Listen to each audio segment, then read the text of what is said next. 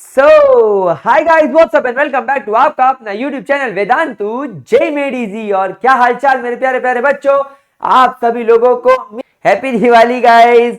And I hope कि इस दिवाली के साथ साथ आपकी स्टडीज में और आपके करियर में भी ढेर सारी रोशनी आए और आप लोगों का जो जेई का रिजल्ट है वो दीपावली के दियों की तरह जगमगाए और आपका करियर भी इसी तरह जगमगाए। और आप को एक बात ये भी पता होगी कि दीपावली एक्चुअली अमावस्या के दिन आती है एंड अमावस्या मींस डार्कनेस। जिस दिन मून नहीं होता तो रात काफी ज्यादा अंधेरी होती है एंड इसीलिए दिए लगा के अंधेरे को दूर किया जाता है। इसी तरह आप भी अपनी फैमिलीज की सारी प्रॉब्लम को, आपके पेरेंट्स के, आपके सारे स्ट्रगल को अपनी स्टडीज से, अपनी मेहनत से दूर करो और अपनी जिंदगी में भी वैसे ही रोशनी फैलाओ जैसे दिए फैलाते हैं। वेल, आई होप आप लोगों को मेरी बात सुन के काफी अच्छा लगा होगा एंड आप लोग भी मुझे दीपावली विश कर रहे हो, आई नो दैट। तो मैं पहले ही आपको थैंक यू बोल देता हूं। एंड अब हम लोग हमारे चैप्टर हाइड्रोकार्बन्स को आगे बढ़ाएंगे। और जैसा कि आप लोग सब जानते हो कि जो हमारा हाइड्रोकार्बन्स नाम का चैप्टर है उसको हमने पिछले पार्ट में अल्केन्स को कंप्लीट कर लिया था और अल्केन्स की सारी प्रॉपर्टी वगैरह सब कुछ देख ली थी। आज हम लोग स्टार्ट करने वाले हैं हमारा सेकेंड इंपॉर्टेंट हाइड्रोकार्बन, जिसका नाम है, ये साले कौन सा कलर ले लिया, सॉरी, जिसका नाम है अल्कीन्स। जिसका नाम है अल्कीन्स। तो द नेक्स्ट इंपॉर्टेंट हाइड्रोकार्बन्स जो हम लोग आज के लेक्चर में स्टार्ट करने वाले हैं वो क्या है मेरे गुलजारी लालो, दैट इज अल्कीन्स। तो मेरे प्यारे बच्चों, what are alkenes? Alkenes are nothing but the unsaturated, these are nothing but the unsaturated hydrocarbons। ये अनसैचुरेटेड हाइड्रोकार्बन्स होते हैं, मतलब कि इसके अंदर आपको डबल बॉन्ड देखने को मिलता है। इसके अंदर आप लोग बोलेंगे that you will observe at least one double bond, you will observe at least one double bond, at least one double bond between carbons, यानी आपको दो कार्बन्स के बीच में एटलीस्ट एक डबल बॉन्ड देखने को मिलता है। वेल, इनका जनरल फॉर्मूला CnH2n होता है, जहां पर n का मतलब होता है नंबर ऑफ कार्बन्स।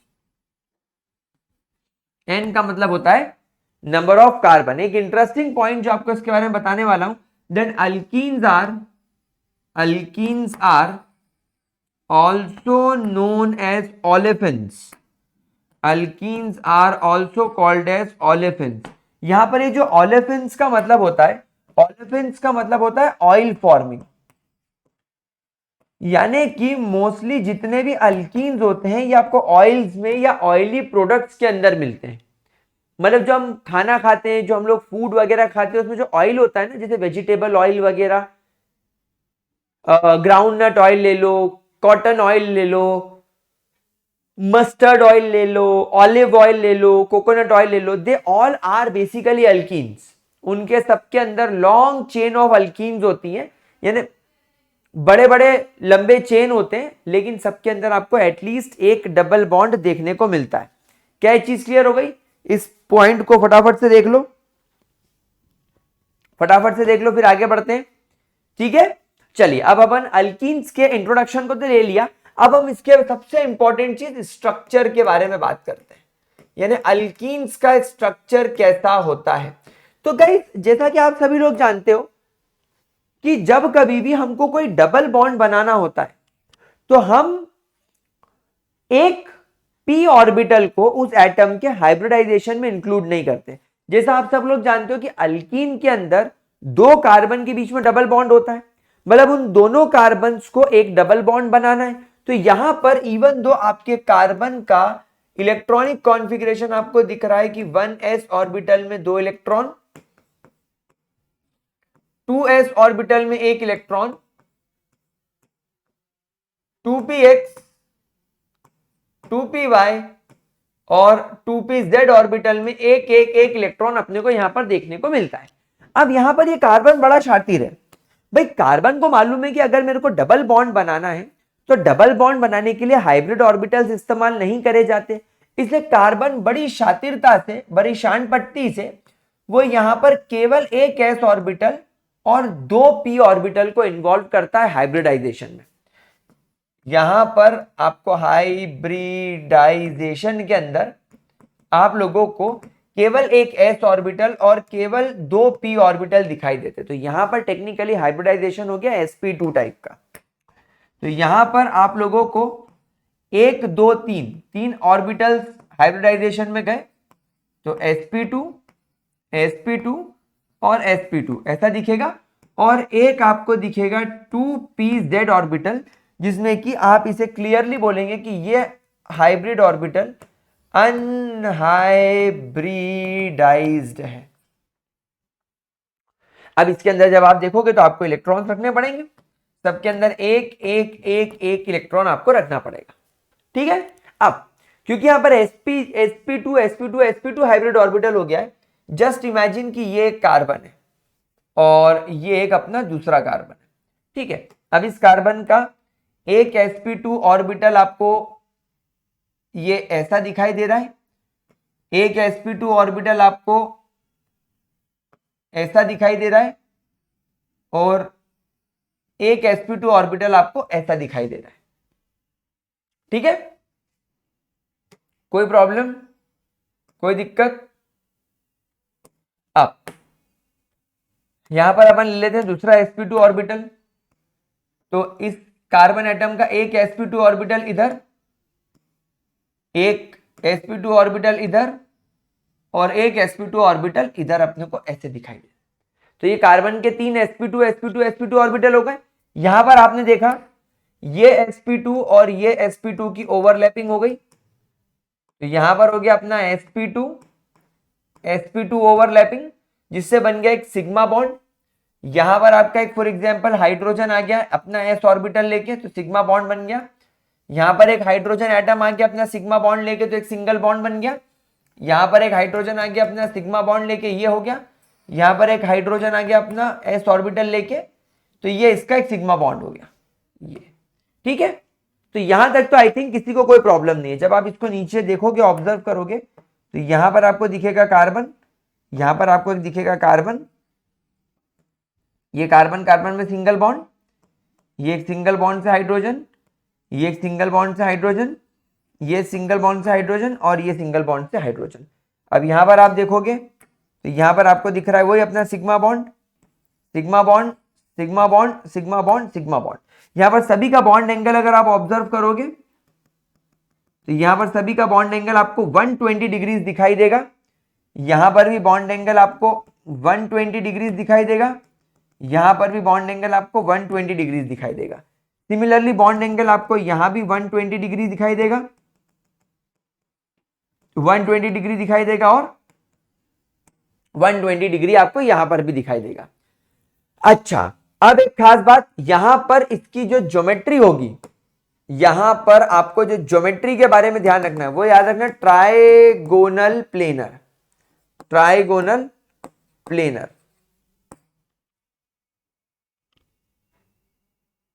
ठीक है। अब जो इस कार्बन का अनहाइब्रिडाइज्ड p ऑर्बिटल है वो अपन ने बना लिया यहां पर, ये देखो, ये अपने कार्बन का अनहाइब्रिडाइज्ड p ऑर्बिटल आ गया, ये देखो ये, और ये अपने दूसरे कार्बन का, ये अपने दूसरे कार्बन का अनहाइब्रिडाइज्ड p ऑर्बिटल आ गया, ये। तो ये इसका हो गया 2pz और ये इसका हो गया 2pz, दोनों कार्बन कार्बन के अनहाइब्रिडाइज्ड p ऑर्बिटल आ गए। और आप लोग सब जानते हो कि जब ये p ऑर्बिटल होता है तो जब ये दो p ऑर्बिटल अगर एक्सिस पर है न्यूक्लियर के, तो इनका हेड ऑन कोलिजन होगा और इनकी हेड टू हेड ओवरलैपिंग होगी। लेकिन जब ये इस तरीके से होते हैं तो इनकी इस तरीके से साइडवाइज ओवरलैपिंग होती है, यानी ऊपर का लोब और नीचे का लोब ऐसे ओवरलैप करेंगे और बीच में गैप दिखेगा। तो यहां पर क्या होगा, यहां पर इन दोनों के ऑर्बिटल्स इस तरीके से ऊपर के हेड और नीचे के हेड ओवरलैप कर जाएंगे ये, और इस वजह से आपको यहां पर देखने को मिलेगा पाई ओवरलैपिंग, जिसको पी पाई ओवरलैपिंग भी बोला जाता है। पी पाई ओवरलैपिंग भी बोला जाता है, ठीक है। तो यहां पर आपको दिखेगा ये एक डबल बॉन्ड, ये आई बात समझ में। तो ये कुछ ऐसा दिखता है आपको आपके अल्कीन का स्ट्रक्चर, आपको आपके अल्कीन का स्ट्रक्चर यहां पर ऐसे दिखता है, ठीक है मेरे प्यारे बच्चों, कोई दिक्कत। अच्छा, एक इंपॉर्टेंट बात, इस पूरे डबल बॉन्ड की जो बॉन्ड इंथैल्पी होती है, bond enthalpy of carbon carbon double bond is approximately 681 kilo joules per mole, which is higher than carbon carbon single bond, that is approximately 349 kilo joules per mole. मतलब आपको ये values याद रखने का नहीं है, आपको एग्जैक्टली ये वैल्यू रटने की जरूरत नहीं है, आपको ऐसा नहीं करना है कि वैल्यू घोट डालो पी जाओ रट जाओ, नहीं, आपको बस एक अप्रोक्सीमेट ध्यान रखना है कि अगर किसी कार्बन कार्बन के अंदर, मतलब फॉर एग्जांपल अगर आपके पास में ये इस तरीके से एक अल्केन आ जाए और आपके पास में इस तरीके से एक अल्कीन आ जाए और आपसे पूछा जाए कि ये बॉन्ड को तोड़ने के लिए ज्यादा एनर्जी लगेगी या ये बॉन्ड को तोड़ने के लिए ज्यादा एनर्जी लगेगी, तो आप बोलोगे डबल बॉन्ड को तोड़ने के लिए ज्यादा एनर्जी लगेगी, क्योंकि इसके अंदर एक नहीं, इसके अंदर दो बॉन्ड है। आ रही बात समझ में। लेकिन एक पॉइंट आप और याद रखेंगे, एक पॉइंट आप और याद रखेंगे, दैट जो पाई बॉन्ड होते हैं they are weaker than sigma bond. Pi bonds are basically weaker than sigma bonds. मतलब आपका ये जो पाई बॉन्ड है ये बहुत इजीली टूट जाएगा। इस पाई बॉन्ड को तोड़ने के लिए लगभग 247 किलो जूल्स पर मोल की एनर्जी लगेगी, लेकिन इस सिंगल बॉन्ड को तोड़ने के लिए लगभग 350 के 340 समथिंग किलो जूल्स पर मोल की एनर्जी लगेगी। तो इस सिंगल बॉन्ड को तोड़ना अपने लिए थोड़ा ज्यादा मुश्किल है, डबल बॉन्ड को तोड़ना अपने लिए ज्यादा आसान है। तो डबल बॉन्ड क्योंकि आसानी से टूट जाता है इसीलिए पाई बॉन्ड जल्दी टूट जाता है, फिर सिंगल सिग्मा बॉन्ड टूटता है। लेकिन इसके अंदर दो टाइप के बॉन्ड है, पहले पाई को तोड़ने के लिए एनर्जी दोगे वो टूटेगा, फिर सिग्मा को तोड़ने के लिए एनर्जी दोगे फिर वो टूटेगा, तब जाके दोनों कार्बन अलग होंगे। आ रही है बात समझ में। इस वजह से आपको जब कभी भी किसी भी कंपाउंड के अंदर डबल बॉन्ड दिखता है तो इस डबल बॉन्ड को तोड़ने के लिए ज्यादा एनर्जी लगेगी, सिंगल बॉन्ड को तोड़ने के लिए आपको कम एनर्जी लगेगी। लेकिन अगर मैं सिंगल और डबल में कंपेयर करूं, मतलब अगर मैं सिग्मा और पाई को कंपेयर करूं तो सिग्मा के पास में ज्यादा स्ट्रॉन्गर बॉन्ड होता है। क्या ये चीज क्लियर हो गई। अब आप एक बात बताओ, क्या ये दोनों कार्बन ने जो डबल बॉन्ड बनाया है, ये डबल बॉन्ड मजे मजे में बनाया कि मजबूरी में बनाया। अगर आप लोगों को याद हो तो मैंने आपको हमेशा सिखाया है कि जो आपके कार्बन होते हैं वो हमेशा 4 सिंगल बॉन्ड बनाना पसंद करते हैं। तो अगर कार्बन कार्बन हमेशा 4 सिंगल बॉन्ड बनाना पसंद करेगा तो यहां पर ये कार्बन और ये कार्बन ने एक डबल बॉन्ड क्यों बनाया।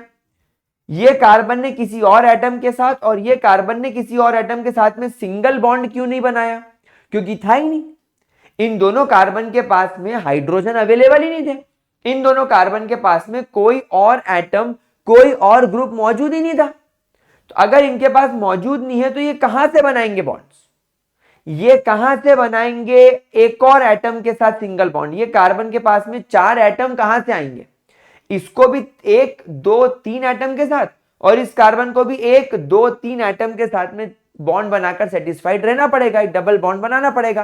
तो इस वजह से ये कार्बन हाईली अनसैचुरेटेड होते हैं। तो यहां पर अपन लिखेंगे that because of double bond, because of double bond and the unsaturated nature, alkenes are very much reactive, alkenes are very much reactive towards electrophilic substitution reaction, towards electrophilic या towards electrophile, ऐसा लिखो towards electrophile, electron loving species आकर इन पर जो attack करेंगे इनके ऊपर धमाधम आकर जो बरसेंगे, भाई साहब मजा आ जाएगा। क्या बात समझ में आई मेरे प्यारे बच्चों। कोई दिक्कत? तो इलेक्ट्रोफाइल्स क्या होते हैं? Electron loving species. Electron loving species आएंगे और इनके ऊपर अटैक कर जाएंगे। क्यों? क्योंकि जैसे मान लो आपके पास में ये कार्बन में डबल बॉन्ड है ना। अब एक इलेक्ट्रोफाइल एनवायरनमेंट में आया, इलेक्ट्रोफाइल ने बोला इलेक्ट्रॉन चाहिए, इलेक्ट्रॉन इलेक्ट्रॉन इलेक्ट्रॉन इलेक्ट्रॉन। तो ये दोनों कार्बन में से एक कार्बन किसी भी दूसरे कार्बन की लगाएगा वाट, अपना इलेक्ट्रॉन तो चतरा अपने पास रखेगा, लेकिन सामने वाले का इलेक्ट्रॉन उठाकर दे देगा इसको। तो यहां पर आप लोग क्या देख पाएंगे? यहां पर आप लोग देख पाएंगे कि ये कार्बन के पास में ये एक इलेक्ट्रॉन आकर जुड़ गया और ये कार्बन के पास में आपको एक पॉजिटिव चार्ज देखने को मिलेगा। तो इस तरीके से इलेक्ट्रोफाइल्स आकर आपके कार्बन पर अटैक कर सकते हैं, because these are electron seeking species. तो इस वजह से आपको अल्कीन्स जो हैं वो अल्केन्स के मुकाबले ज्यादा बेटर रिएक्शंस करते हुए नजर आएंगे, ज्यादा अच्छी रिएक्शंस करते हुए नजर आएंगे। ठीक है, कोई प्रॉब्लम, कोई परेशानी? जरा देख लो, एक बार अच्छे तरीके से देख लो। ठीक है, आगे बढ़े, कोई प्रॉब्लम?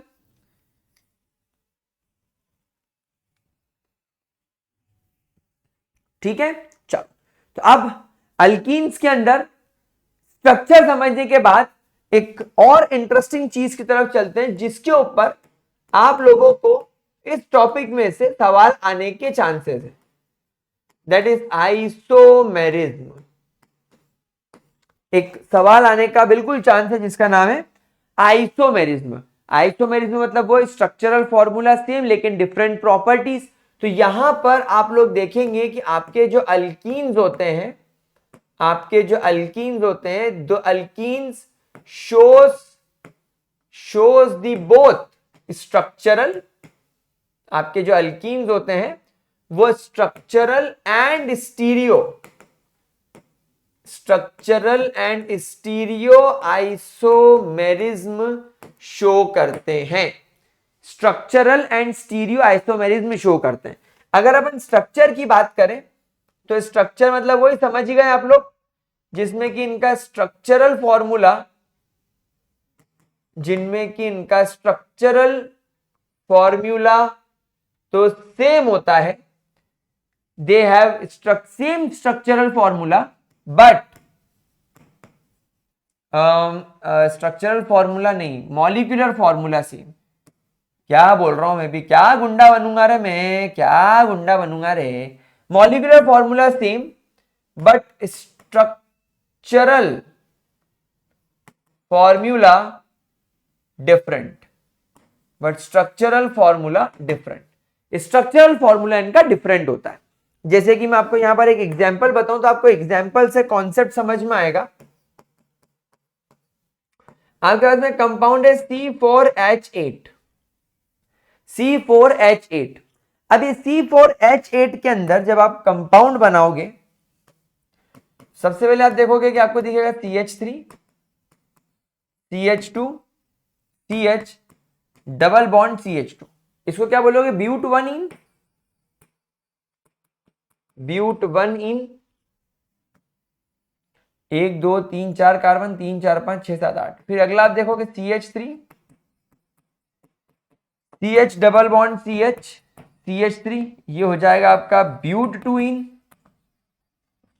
इसके अंदर अब आपने क्या देखा? 1 और 2 स्ट्रक्चर के अंदर आपने कौन सा स्ट्रक्चरल आइसोमेरिज्म शो करते हुए देखा? Position isomerism. डबल बॉन्ड की पोजीशन चेंज हो गई, डबल बॉन्ड की पोजीशन चेंज हो गई। उसके बाद में जब हम तीसरा देखेंगे तो तीसरा हो जाएगा CH3, CH3 double bond CH2। 1 2 3 4 carbon, 3 3 6 7 8 hydrogen. इसको बोलेंगे 2 मेथाइल प्रोप 1 इन। अब ये जो है, ये दोनों और ये वाला और ये वाला, ये दोनों, यानी आप ऐसा एक काम करो, इतना ज्यादा इसको ऐसा गंदे तरीके से ना लिखते हुए, इसको अपन एक काम करते हैं, इसको यहां से बुड़ूंग करते हैं, बुड़ूंग करते हैं, और यहां पर अपन बोलते हैं structure 1 and structure 2, structure number 1 and structure number 2, they are position isomerism. और structure number 1 and structure number 3, structure number 2 and structure number 3, structure number 1 and 3, 2 and 3, इनमें क्या है, ये चेन आइसोमेरिज्म में शो कर रहे हैं. इनके अंदर number of carbon, number of hydrogen सब कुछ सेम है, लेकिन कार्बन की चेन में डिफरेंस है. तो जैसे आपने देखा था अल्केन्स के अंदर चेन आइसोमेरिज्म ही शो हो रहा था, पोजीशन नहीं हो रहा था. हो सकता है अल्केन्स में भी हो सकता है, सब्स्टिट्यूटेड अल्केन्स में तो पोजीशन आइसोमेरिज्म भी शो हो सकता है. लेकिन अगर आप केवल एक सिंपल लॉन्ग अल्केन चेन को ही चेंज करके देखोगे तो वो चेन आइसोमेरिज्म हो जाएगा. लेकिन यहां पर जब आप अल्कीन्स के अंदर देख रहे हो तो आपने इसी पर्टिकुलर एग्जांपल के अंदर स्ट्रक्चरल आइसोमेरिज्म के दो क्लास देख ली. एक तो पोजीशन है डबल बॉन्ड की पोजीशन, और एक चेन यानी कि चेन की लेंथ, दो में 4 कार्बन है और इसके अंदर 3 कार्बन है. ठीक है, कोई प्रॉब्लम? ठीक है, अब स्ट्रक्चरल आइसोमेरिज्म में तो देख लिया, मजा आता है स्टीरियो आइसोमेरिज्म में. मजा तो मेरे गुलजारी ला लो, स्टीरियो आइसोमेरिज्म के अंदर आता है. Stereo isomerism. अब गाइस स्टीरियो आइसोमेरिज्म में आप लोग सब जानते हो स्टीरियो का मतलब 3 डायमेंशनल होता है. अपने जीओसी के अंदर सीखा है ना. जनरल ऑर्गेनिक केमिस्ट्री के अंदर हम लोगों ने ये देखा है कि स्टीरियो आइसोमेरिज्म में स्टीरियो का मतलब होता है 3 dimensional arrangement of atoms in space. खाली स्पेस में एटम्स का 3 डायमेंशनल अरेंजमेंट जो होता है उसको हम लोग बोलते हैं स्टीरियो आइसोमेरिज्म. तो यहां पर स्टीरियो आइसोमेरिज्म का मतलब यही होता है कि जो आपके सब्सटेंसेस होते हैं, substances that have the same molecular formula, they have the same molecular formula but different arrangement of atoms, in 3-dimensional space. 3-dimensional space में डिफरेंट अरेंजमेंट ऑफ एटम्स आप लोगों को यहां पर नजर आता है. क्या चीज क्लियर हुई? क्या ये बात आपको अच्छे तरीके से समझ में आई? क्या इसके अंदर किसी भी तरीके की कोई भी दिक्कत, कोई भी परेशानी? ठीक है, स्टीरियो आइसोमेरिज्म क्लियर हुआ. अब स्टीरियो आइसोमेरिज्म में हमको जो आइसोमेरिज्म देखने को मिलता है वो होता है cis trans isomerism. Cis trans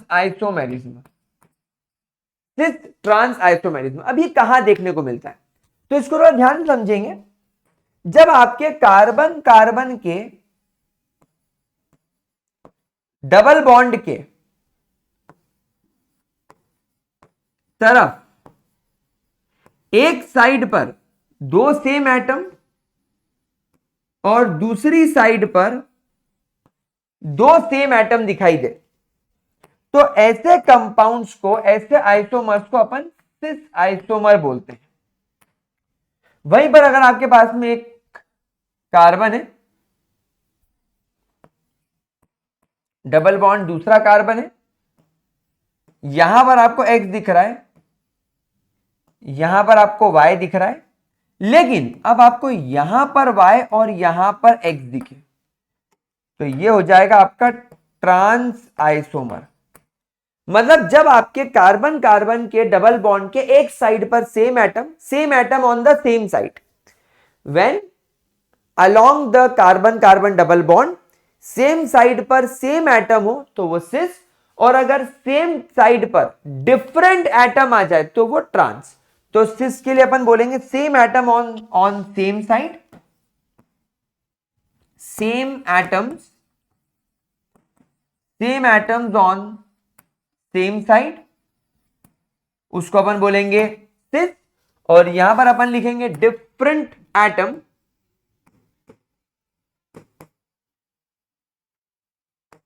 on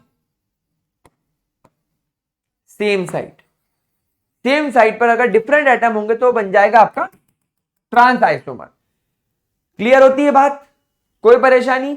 अच्छा, यहां पर बहुत इंपॉर्टेंट बात ध्यान रखना कि जो आइसोमर्स होते हैं इस तरीके के, सच सिस एंड ट्रांस आइसोमर्स, इस तरीके के जो सिस एंड ट्रांस आइसोमर्स होते हैं, इनका भले ही मॉलिक्यूलर फॉर्मूला सेम होता है, लेकिन इन लोगों का प्रॉपर्टीज में बहुत फर्क आ जाता है।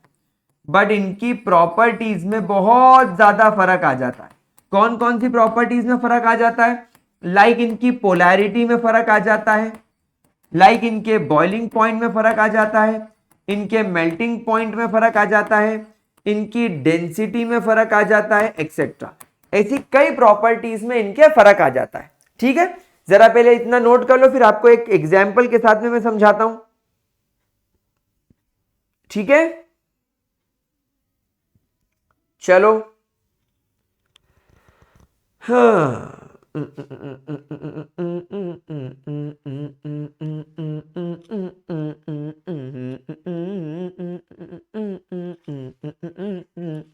चलो एक एग्जाम्पल लेते हैं। फॉर एग्जाम्पल, अगर आपके पास में कंपाउंड आ जाए CH3 CH double bond CH3H, और एक अपने पास में कंपाउंड आ जाए CH3 CH CH CH3। अब इसको मैं नाम दूंगा सिस। 1 2 3 4 कार्बन की चेन है, इसलिए सिस ब्यूट 2 इन, और इसमें 1 2 3 4 कार्बन की चेन है, पर इसमें ये CH3 और ये CH3 अपोजिट साइड है। आपने देखा इसमें दोनों CH3 अपने सेम साइड थे, तो इसको बोलेंगे ट्रांस ब्यूट 2 इन, ट्रांस ब्यूट 2 इन। ठीक है, अब यह बात हमेशा देखी गई है। आप देखो, अगर आप इस मॉलिक्यूल को पैक करने जाओगे, मतलब जैसे आपके पास में बहुत सारे मॉलिक्यूल है, अपन वो सॉलिड्स में पढ़ते हैं ना कि सॉलिड स्टेट में हर मॉलिक्यूल एक दूसरे के पास में इस तरीके से चिपका हुआ होता है। सॉलिड स्टेट में हर मॉलिक्यूल इस तरीके से एक दूसरे के साथ में चिपका होता है, तभी वो सॉलिड कहलाता है। अब जरा इस मॉलिक्यूल को और अपन जूम करके देखते हैं। ये मॉलिक्यूल आपको ऐसा दिख रहा है, ये ऐसा, ये फिर ऐसा एक और मॉलिक्यूल दिख रहा है, फिर ऐसा एक और मॉलिक्यूल दिख रहा है, फिर ऐसा एक और मॉलिक्यूल दिख रहा है, ऐसा एक और मॉलिक्यूल इस तरीके दिख रहा है। और यहां पर अगर अपन बात करें तो ये ऐसा दिख रहा है मॉलिक्यूल, ये देखो। तो एक बात बताओ, जब आप सॉलिड स्टेट में पैकिंग करोगे, जब आप सॉलिड स्टेट्स में पैकिंग करोगे, तो सॉलिड स्टेट में पैकिंग में ज्यादा अच्छे तरीके से, ज्यादा पास पास, ज्यादा चिपक चिपक के कौन सा मॉलिक्यूल बैठ सकता है? ट्रांस वाला। क्योंकि ट्रांस वाले की आप अलाइनमेंट देखो, पहले ये गया, फिर ये गया, और फिर ये गया। तो ये ऐसे मॉलिक्यूल ऐसा ऐसा ऐसा ऐसा ऐसा ऐसा ऐसा ऐसा ज्यादा चिपक के बैठ सकते हैं। देखो, ज्यादा पास पास बैठ सकते हैं, इनका अलाइनमेंट बहुत अच्छा है, इन लोगों का अलाइनमेंट बहुत अच्छा है। लेकिन इसका अलाइनमेंट आप देखो, आप इसका अलाइनमेंट कर ही नहीं पाओगे। ये देखो, इनके बीच में गैप बन जाएगी। आप अगर एक ऐसा मॉलिक्यूल CH3 CH3, ये CH3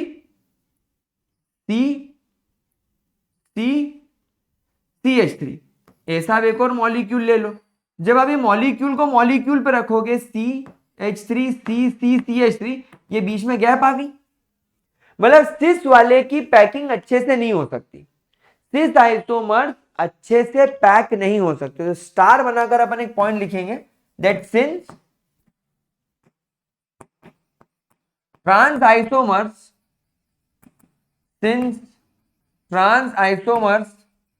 shows better packing in solid states, better packing in solid state they generally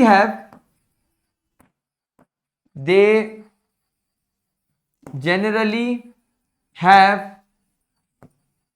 higher melting point, यानी कि मेल्टिंग पॉइंट के केस में ट्रांस वाला ज्यादा होगा। ठीक है, कोई प्रॉब्लम, कोई दिक्कत? अच्छा, अब अगर अपन यहां पर बात करें पोलैरिटी की, तो पोलैरिटी वाले केस में ये जो आपका सिस ब्यूट 2 इन है, ये पोलर होगा, बहुत वीक पोलर होगा, बहुत नेग्लिजिबल पोलैरिटी होगी, ना के बराबर पोलैरिटी होगी। लेकिन क्या होगा, क्योंकि ये अगर इमेजिन करो इलेक्ट्रॉन डोनेटिंग ग्रुप है, तो ये इसको इधर इलेक्ट्रॉन डोनेट कर रहा है, और ये भी इलेक्ट्रॉन डोनेटिंग ग्रुप है, तो ये भी इधर इलेक्ट्रॉन डोनेट कर रहा है। तो देखो ये दोनों कार्बन पर इलेक्ट्रॉन डोनेट करके खुद को पार्शियल पॉजिटिव कर रहे हैं और इसको पार्शियल नेगेटिव कर रहे हैं। तो इस मॉलिक्यूल के एक एंड पर पार्शियल नेगेटिव और एक एंड पर पार्शियल पॉजिटिव चार्ज क्रिएट हो रहा है, तो ये तो पोलर हो गया। लेकिन इस वाले के अंदर क्या होगा, आपका जो ट्रांस ब्यूट 2 इन है, इसमें क्या होगा, इसमें ये नॉन पोलर कैटेगरी में आ जाएगा। ये इसको इधर इलेक्ट्रॉन डोनेट कर रहा है, ये पॉजिटिव हो गया, ये नेगेटिव हो गया, और ये इसको इधर इलेक्ट्रॉन डोनेट कर रहा है, ये नेगेटिव हो गया, लेकिन ये पॉजिटिव हो गया। तो यहां पर ये मॉलिक्यूल सैंडविच हो गया, पॉजिटिव नेगेटिव पॉजिटिव। तो पॉजिटिव ने नेगेटिव को, नेगेटिव ने पॉजिटिव को न्यूट्रलाइज कर दिया। तो ये मॉलिक्यूल का आपको डायपोल मोमेंट बिल्कुल जीरो देखने को मिलता है, इसलिए कंप्लीटली नॉन पोलर नेचर का हो जाता है। It will become completely non polar in nature. ठीक है, कोई problem?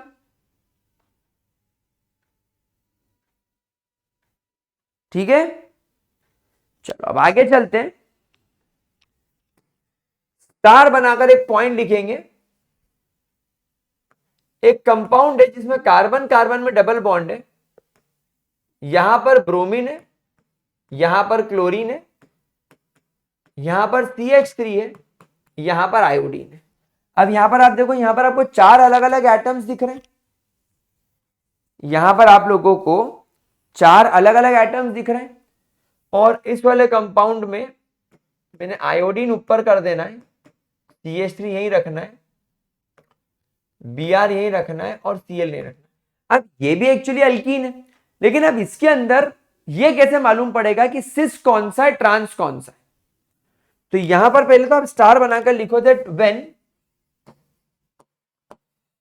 Your alkenes have more different type of atom, have more different type of group or atom, they also shows what? Geometrical isomerism. They also shows geometrical isomerism. Geometrical isomerism में एक important बात आपको बता दूं, शायद बच्चों को अभी कंफ्यूजन क्रिएट हो रहा होगा। ये जो सिस ट्रांस आइसोमेरिज्म होता है, it is basically a type of geometrical isomerism. It is basically a type of geometrical isomerism. जैसा आप लोगों को याद होगा, मैंने सिखाया भी था कि स्टीरियो आइसोमेरिज्म अलग अलग टाइप का होता है। स्टीरियो आइसोमेरिज्म के अंदर आपको अभी मैंने अल्केन्स के अंदर कन्फॉर्मेशनल आइसोमेरिज्म सिखाया, एक ज्योमेट्रिकल आइसोमेरिज्म होता है और एक ऑप्टिकल आइसोमेरिज्म होता है। तो ऑप्टिकल आइसोमेरिज्म तो अपन 12th में सीखेंगे, लेकिन अभी आप लोगों ने यहां पर ज्योमेट्रिकल आइसोमेरिज्म का टाइप देख लिया, ज्योमेट्रिकल आइसोमेरिज्म देख लिया कि सिस ट्रांस टाइप का होता है, तो इट शोज ज्योमेट्रिकल आइसोमेरिज्म। लेकिन यहां पर हम सिस ट्रांस यूज नहीं करते, but here we use E for trans. यहां पर हम ई वर्ड इस्तेमाल करते हैं फॉर ट्रांस। ठीक है मेरे प्यारे बच्चों, क्या वर्ड इस्तेमाल करते हैं? ई वर्ड इस्तेमाल करते हैं फॉर ट्रांस। एंड यहां पर हम लोग जेड वर्ड इस्तेमाल करेंगे फॉर सिस। बहुत इंपॉर्टेंट चीज बता रहा हूं, बहुत इंपॉर्टेंट चीज बता रहा हूं, इसको ध्यान से देखो, इस चीज को ध्यान से देखो। ठीक है, जेड का फुल फॉर्म होता है जुसामन। जूसामन, जेड का मतलब होता है जूसामन, ठीक है, कोई दिक्कत, ठीक है। और ई का मतलब होता है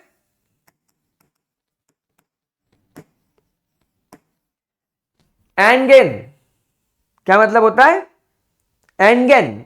अब ये क्या होता है, इनका क्या मतलब है, इसमें दिमाग लगाने की अपन जरूरत नहीं है, अपन तो ये देखेंगे। लेकिन अब सर पहचानेंगे कैसे कि इन दोनों में से सिस कौन है, ट्रांस कौन है? तो यहां पर स्टार बनाकर लिखेंगे फॉर ई व्हेन, मतलब जब ई की अगर अपन बात करें ना, ट्रांस की अगर अपन बात करें, तो ट्रांस का फंडा तो आपको पता है, ट्रांस का फंडा तो आपको पता है कि अगर दो ग्रुप सिमिलर टाइप के अपोजिट डायरेक्शन में आ जाए, तो यहां पर भी ट्रांस का या ई का मतलब अपोजिट डायरेक्शन ही है, बट कैसे, when high priority, when high priority atoms on different side, high priority atom on different side. अब यहां पर बेटा हाई प्रायोरिटी का जो मतलब होता है, हाई प्रायोरिटी का मतलब पता है क्या होता है मेरे प्यारे बच्चों? हाई प्रायोरिटी का मतलब होता है एटम्स और स्पीशीज, एटम्स और species with higher atomic mass, with higher atomic mass. और इसका मतलब सर फिर, इसका मतलब सर फिर ये जो Z है इसका मतलब क्या हो गया? तो इसका मतलब हो गया व्हेन, जब आपके हाई प्रायोरिटी एटम्स जो होते हैं आपके, they are on the same side. अब यहां पर मुझे एक बात बताओ, ब्रोमीन और क्लोरीन में ज्यादा एटॉमिक मास ब्रोमीन का होता है, तो यहां पर ब्रोमीन मेरा हाई प्रायोरिटी हो गया।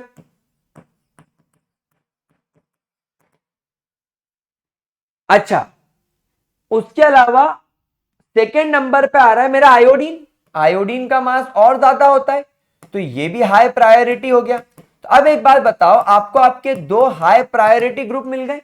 भाई मिथाइल का सबसे कम होता है, क्लोरीन का उसके बाद होता है, तो सबसे ज्यादा हाई मास इसका, फिर इसका, फिर इसका और फिर इसका। तो ये और ये दो कम मास वाले अपनी लो प्रायोरिटी हो गए, ये दोनों हाई प्रायोरिटी हो गए। तो अब दोनों हाई प्रायोरिटी वाले डिफरेंट साइड पर आ गए, डिफरेंट साइड पर आ गए, इसीलिए आप इसके नाम क्या के इस्तेमाल करेंगे, ई। क्या इस्तेमाल करेंगे, ई। तो इसका जब आप नाम लिखना चाहेंगे तो इसका अपन नाम लिखेंगे ई डैश, या ब्रैकेट में लगा लो ई, फिर आप यहां पर लिखो 1 ब्रोमो, फिर ब्रोमीन के बाद क्लोरो आएगा तो क्लोरो 1 क्लोरो, फिर आप लिखो 2 आयोडो, ABCDEFGHI, फिर अपन लिखेंगे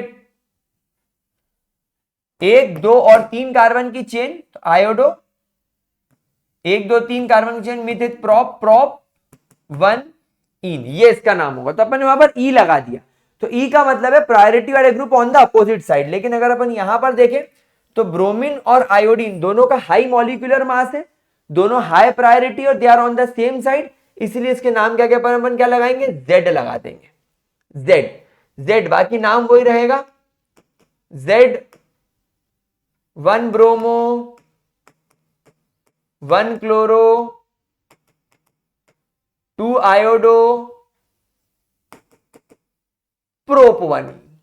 क्लियर हो गया मेरे प्यारे बच्चों? ओ मेरे गुलजारी लालो, ओ क्या तुमको ये बात समझ में आई? ओ आई कि नहीं आई, और आई तो कितनी जोर से आई मेरे को बताओ, ठीक है? Is it very much clear? चलो एक क्वेश्चन देखो, COOH CH double bond OH Cl, बताओ अब ये कंपाउंड कौन से टाइप का आइसोमेरिज्म शो कर रहा है, which type of geometrical isomerism is shown, cis trans, cis trans, Z या E? तो अब देखो बेटा यहां तो क्लियरली विजिबल है कि ये हाई प्रायोरिटी है, O का 16 और H का 117 और इसका 35.5, ये दो हाई प्रायोरिटी वाले हो गए। तो क्लोरीन का मास OH से ज्यादा है, क्लोरीन का मास H से ज्यादा, तो इस क्लोरीन का मास 35.5 यानी ये हाई प्रायोरिटी पर है। इसका टोटल मास 17 होता है, इसलिए ये हाई प्रायोरिटी पर नहीं है। और फिर ये होता है, अब ये दोनों अपोजिट साइड है हाई प्रायोरिटी वाले, तो क्या होगा E, it is of E type. ये Z टाइप शो नहीं करता है, ठीक है, ठीक है। कोई प्रॉब्लम मेरे प्यारे बच्चों, कोई दिक्कत? तो क्या यहां तक का कॉन्सेप्ट समझ में आया? अगर यहां तक का कॉन्सेप्ट समझ में आया तो अब अपन चलते हैं मेथड ऑफ प्रिपरेशन की तरफ। चलो, तो let's move towards method of preparation. तो अब स्टार्ट करेंगे हम लोग, that is method of preparation of alkenes. तो यहां पर अब हम लोग ये सीखेंगे कि किस तरीके से आप लोग अल्कीन्स को प्रिपेयर कर सकते हो। तो method of preparation of alkenes. तो गाइस सबसे पहली जो मेथड ऑफ प्रिपरेशन आती है वो बहुत शानदार वाली आती है, दैट इज फ्रॉम अल्काइंस। बहुत इजी होती है ये, और इसके अंदर एक्चुअली जेई में आपको कहां फंसाया जा सकता है वो मैं आपको सिखाऊंगा। अल्काइंस के अंदर दो तरीके से हम लोग अल्कीन्स को बना सकते हैं। नो डाउट हाइड्रोजिनेशन ही होगा, नो डाउट यहां पर जो मेथड होगी वो हाइड्रोजिनेशन ही होगी, यानी कि एडिशन ऑफ हाइड्रोजन, हाइड्रोजिनेशन ही होगी, that is addition of hydrogen, no doubt यही होगा। लेकिन यहां पर जैसा मैंने आपको सिस ट्रांस आइसोमर सिखाया था, तो अल्काइंस के हाइड्रोजिनेशन से आपको दो तरीके के अल्कीन्स मिल सकते हैं, एक सिस अल्कीन और एक ट्रांस अल्कीन। तो देखते हैं दोनों को कि ये किस तरीके से काम करेगा। तो सबसे पहले हम लोग जो यहां पर मेथड ऑफ प्रिपरेशन देखेंगे वो देखेंगे by Lindlar catalyst, by Lindlar catalyst. अब ये जो लिंडलर कैटलिस्ट है, ये लिंडलर कैटलिस्ट की खासियत क्या होती है? It is nothing but a palladised, it is nothing but a palladised charcoal, palladised charcoal यानी PD/C, which is slightly poisoned, which is slightly poisoned by sulfur। अब यहां पर कुछ इंपॉर्टेंट बातें समझो। पैलेडाइज्ड चारकोल एक बहुत अच्छा कैटलिस्ट होता है। अब अगर ये कैटलिस्ट का मैं इस्तेमाल करूंगा एक अल्काइन को हाइड्रोजिनेट करने के लिए, तो कॉन्सेप्ट समझना। जैसे मान लो ये मेरे पास में CH3 है, C ट्रिपल बॉन्ड CH3। मान लो ये मेरे पास में एक अल्काइन है, इस कंपाउंड का नाम क्या होगा? इस कंपाउंड का नाम होगा ब्यूट-2-आइन। अब जब मैं इसका यहां पर हाइड्रोजिनेशन करूंगा in presence of Lindlar catalyst, तो बेटा ये इतना ज्यादा खतरनाक कैटलिस्ट होता है कि ये हाइड्रोजन को इसके अंदर ऐड करने के बाद अल्कीन ना बनाते हुए सीधा अल्केन बना देगा। मतलब आप समझ रहे हो, ये जो आपका चारकोल और पैलेडियम पैलेडाइज्ड चारकोल या लिंडलर कैटलिस्ट है, ये इतना ज्यादा खतरनाक कैटलिस्ट है कि ये इतने सारे हाइड्रोजन इस ब्यूट-2-आइन में ऐड कर देगा कि अल्कीन बनने की जगह सीधे अल्केन बन जाएगा। लेकिन हमको तो अल्केन चाहिए नहीं, हमको तो अल्कीन चाहिए। तो इस वजह से हम इस पैलेडाइज्ड चारकोल को यानी लिंडलर कैटलिस्ट को थोड़ा पॉइजन कर देते हैं बाय सल्फर। पॉइजन का मतलब जहर देना नहीं होता, यहां पर पॉइजन का मतलब होता है इसकी एक्टिविटी को थोड़ा रिड्यूस कर देना, किसी कैटलिस्ट की पावर को थोड़ा कम कर देना, कैटलिस्ट की एफिशिएंसी को रिड्यूस कर देना। तो सल्फर यहां पर पैलेडाइज्ड चारकोल की एफिशिएंसी को कम कर देगा। इनफैक्ट यहां पर हम लोग जो हाइड्रोजन भी इस्तेमाल कर रहे हैं ये एकदम कैलकुलेटेड अमाउंट में होना चाहिए, ये एकदम कैलकुलेटेड अमाउंट में होना चाहिए, ताकि यहां पर आप लोगों को केवल और केवल हाइड्रोजन जो है वो यहां पर इस तरीके से ऐड होता हुआ नजर आए। यानी एक हाइड्रोजन इस कार्बन पे तो दूसरा हाइड्रोजन इस पर्टिकुलर कार्बन पर ऐड होता हुआ आपको नजर आए। अच्छा, अब यहां पर आप एक बात देखना कि लिंडलर कैटलिस्ट का जब भी आप इस्तेमाल करोगे आपको किस टाइप का अल्कीन मिला? आपको एक सिस टाइप का अल्कीन मिला। यू विल गेट सिस ब्यूट-2-ईन। तो अब हमेशा जेई में इस पॉइंट का खासा ख्याल रखना कि हाइड्रोजिनेशन प्रोसेस करके आप अल्कीन से अल्काइन से अल्कीन बना सकते हो, लेकिन कुछ बातों का ध्यान रखेंगे कि आप लोगों को सिस टाइप का अल्कीन कौन से कैटलिस्ट से मिल रहा है, लिंडलर कैटलिस्ट से। जब आप लिंडलर कैटलिस्ट का इस्तेमाल कर रहे हो तो क्या पैलेडाइज्ड चारकोल इस्तेमाल कर रहे हो? नहीं, पैलेडाइज्ड चारकोल स्लाइटली पॉइजन्ड विद सल्फर का इस्तेमाल कर रहे हो। और क्या हाइड्रोजन आप लोग खूब सारी क्वांटिटी में ले रहे हो? नहीं, हम हाइड्रोजन भी खूब सारी क्वांटिटी में नहीं ले रहे हैं, बहुत लिमिटेड क्वांटिटी में ले रहे हैं, ताकि कैलकुलेटेड क्वांटिटी में ले रहे हैं ताकि ये अल्काइन जो है ये सीधा अल्केन में ना कन्वर्ट हो जाए, अल्कीन पर आकर रुक जाए। प्रॉब्लम समझ में आ गई आप लोगों को? कोई परेशानी? 100% क्लियर? पक्का? Second process it's birch reduction. Birch reduction, birch reduction. तो गाइस ये जो बिर्च रिडक्शन है इसके अंदर कैटलिस्ट बदल जाता है।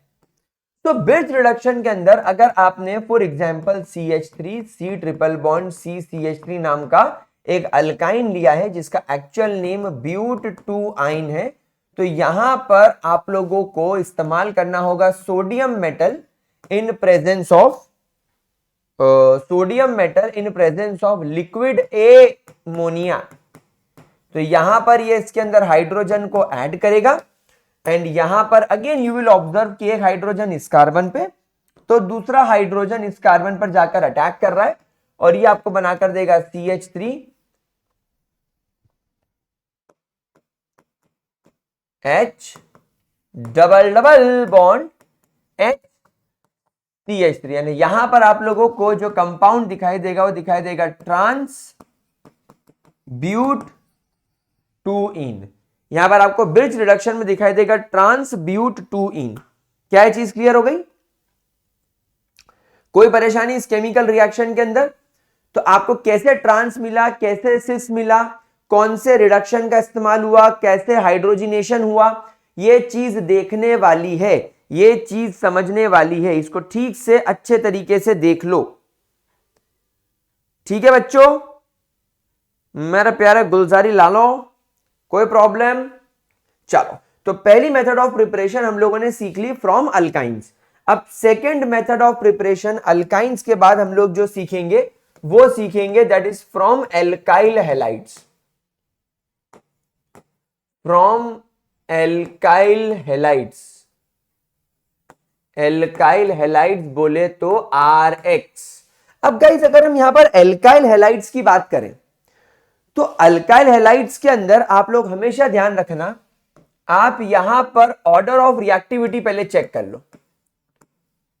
आप सबसे पहले ऑर्डर ऑफ रिएक्टिविटी चेक कर लो। तो गाइस ऑर्डर ऑफ रिएक्टिविटी की अगर मैं आपसे बात करूं तो सबसे ज्यादा रिएक्टिव होता है अल्काइल आयोडाइड, फिर उससे कम रिएक्टिव होता है अल्काइल ब्रोमाइड और सबसे कम रिएक्टिव होता है अल्काइल क्लोराइड। आप देखो अल्काइल फ्लोराइड का तो यहां पर इस्तेमाल भी नहीं हो रहा। अच्छा, अल्काइल फ्लोराइड का इस्तेमाल क्यों नहीं हो रहा? क्योंकि अल्काइल ग्रुप में जो कार्बन है उससे जो फ्लोरीन जुड़ा हुआ है ये इतना स्ट्रांगली जुड़ा हुआ है, इसका बॉन्ड लेंथ इतना कम है, बॉन्ड की डिस्टेंस इतनी कम है, कार्बन ने फ्लोरीन ने कार्बन के इलेक्ट्रॉन को इतना स्ट्रांगली होल्ड कर रखा है कि जब आप इसे तोड़ने की कोशिश करोगे तो आपको बहुत ज्यादा हाई एनर्जी देनी पड़ेगी और इतनी हाई एनर्जी हम जनरली दे नहीं पाएंगे, इसीलिए हम इसको यहां पर इस्तेमाल नहीं करते। लेकिन जैसे जैसे हेलोजन का साइज बड़ा होता है, इलेक्ट्रोनेगेटिविटी कम होती है, कार्बन और आयोडीन के बीच के बॉन्ड की लेंथ बढ़ती है, तो लंबे बॉन्ड, एक कमजोर इलेक्ट्रोनेगेटिविटी वाले एटम का बॉन्ड ये इजीली टूट जाएगा और जब ये इजीली टूट जाएगा तो इजीली रिएक्शन कर लेगा। तो ऑर्डर ऑफ रिएक्टिविटी आपको यहां पर इस तरीके से देखने को मिलेगी। ठीक है, कोई प्रॉब्लम? किसी भी तरीके की कोई भी परेशानी? एक बार ऑर्डर ऑफ रिएक्टिविटी का कॉन्सेप्ट चाहो तो अपनी किताबों में लिख लो, फिर अपन आगे बढ़ते हैं। अच्छा, तो यहां पर स्टार बनाकर एक पॉइंट और लिखेंगे that this reaction is also known as also known as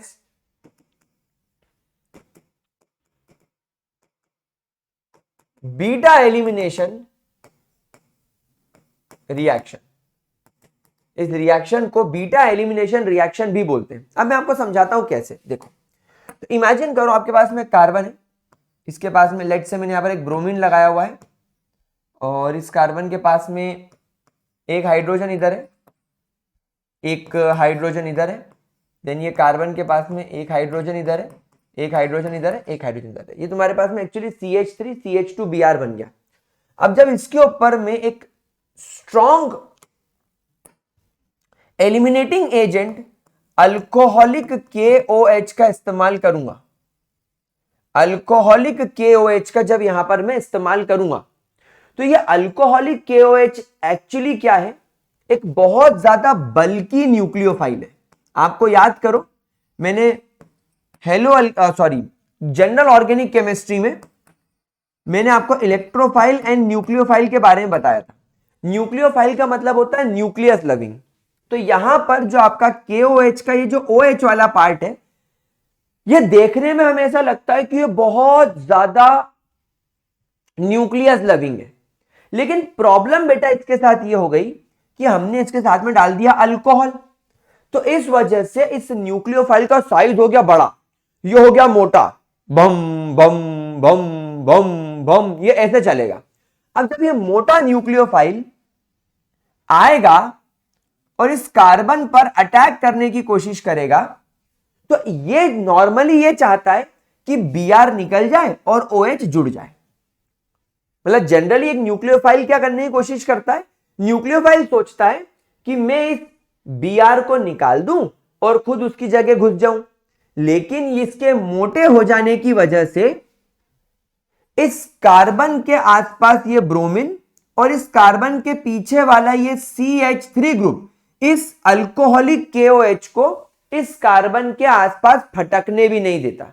बोलता तू मोटा है, तू यहां कहां घुसेगा, यहां तो हम बैठे हुए हैं CH3, यहां पर हम Br बैठे हुए हैं, भाई तू आएगा कहां से, यहां तो जगह ही नहीं है। तो इसको आ जाएगा गुस्सा, ये बोलेगा सालो मैं शांति से तुम्हारे कार्बन का ब्रोमीन हटाकर OH जोड़ना चाह रहा था, तुम मुझे यहां घुसने नहीं दे रहे हो, अब मैं तुम्हारी 12 बजा दूंगा।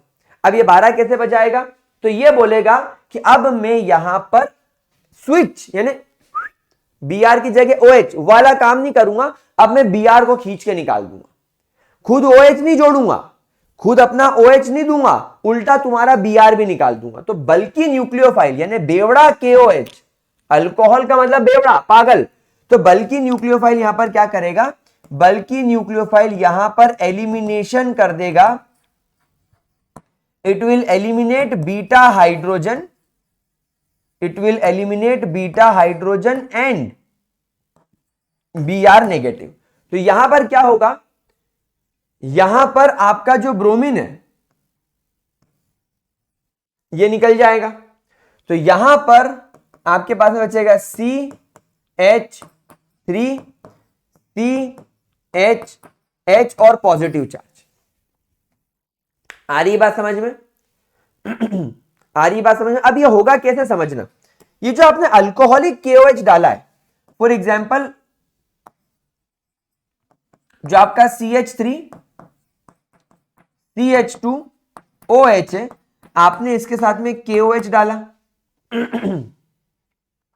राइट। तो अब यहां पर क्या होगा, ये OH का H और ये KOH वाटर बन के बाहर, तो यहां पर ये बन जाएगा CH3 CH2O negative K positive. अब आप देखो, हमको दूर से क्या लग रहा था कि OH एक न्यूक्लियोफाइल है, छोटा सा प्यारा सा पिद्दू सा OH एक न्यूक्लियोफाइल है, एकदम पिद्दू सा। तो पिद्दू आता, Br को हटाता और खुद बैठ जाता, लेकिन अल्कोहल के आ जाने की वजह से अब OH तो न्यूक्लियोफाइल रहा ही नहीं, अब OH न्यूक्लियोफाइल नहीं रहा, अब न्यूक्लियोफाइल बन गया CH3 CH2O नेगेटिव। अभी ये बन गया तुम्हारा न्यूक्लियोफाइल। अब इतने बड़े न्यूक्लियोफाइल को आप खुद सोचो, ये कार्बन कैसे जगह दे देगा, ये कार्बन कैसे घुसने देगा। तो इस वजह से यहां पर लड़ाई हो जाती है। तो अब ये CH3 CH2O के CH3 CH2O नेगेटिव अलग हो जाता है, K पॉजिटिव अलग हो जाता है। अब ये K पॉजिटिव बावरा इस ब्रोमीन के पीछे पड़ जाएगा, बोलेगा चल मेरे साथ, चल मेरे साथ, चल मेरे साथ। तो तुम्हारा ये जो ब्रोमीन है CH3 CH2Br का, ये इस ब्रोमीन को यहां से तोड़ेगा और इसको अपने साथ लेकर KBr बन के बाहर हो जाएगा। आ रही है बात समझ में? और इस वजह से आपका ये वाला जो कंपाउंड है, ये CH3 CH2 पॉजिटिव आपको ऐसे दिखने लगेगा। तो क्या आपको मैकेनिज्म समझ में आया? इस तरीके से ये चीज यहां पर काम करती है। तो ये मैकेनिज्म आप लोगों को अगर समझ में आ गया तो आपको पूरी चीज ऑलमोस्ट क्लियर हो जाएगी। तो क्या मैं ये मिटा दूं? इसका स्क्रीनशॉट लेना हो तो ले लो फटाफट से, ताकि मैं इसको मिटा सकूं। स्क्रीनशॉट ले लो ताकि मैं इसको रब कर दूं। ठीक है, चलो ग्रेट। तो आपने आई होप इसका मैकेनिज्म लिख लिया होगा कि ये किस तरीके से काम करेगा। अब समझते हैं।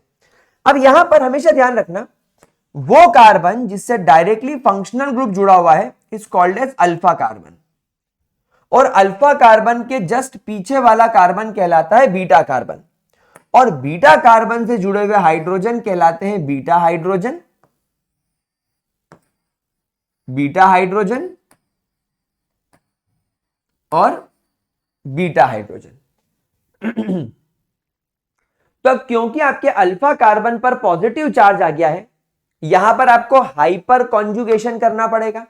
यहां पर अब कौन सा मैकेनिज्म काम करेगा? अब यहां पर हाइपर कॉन्जुगेशन काम करेगा इस प्रोसेस के अंदर। तो अब इस प्रोसेस के अंदर हाइपर कॉन्जुगेशन के अंदर ये डबल बॉन्ड इधर शिफ्ट हो जाएगा, यानी एक बीटा हाइड्रोजन एलिमिनेट हो जाएगा और ये बन जाएगा आपका इथीन। तो इस तरीके से आप लोगों ने आपके इथाइल ब्रोमाइड का इस्तेमाल करके बीटा एलिमिनेशन रिएक्शन करके आप लोगों ने यहां पर आपके अल्कीन को बनाकर दिखाया। क्या ये चीज क्लियर हुई प्यारे बच्चों? मेरे प्यारे बच्चों, क्या ये चीज आप लोगों को क्लियर हुई? कोई प्रॉब्लम इसके अंदर? किसी भी तरीके की कोई भी दिक्कत? अच्छा, अब थोड़ा आगे चलते हैं। अब मान लो आपके पास में सवाल आया CH3 CH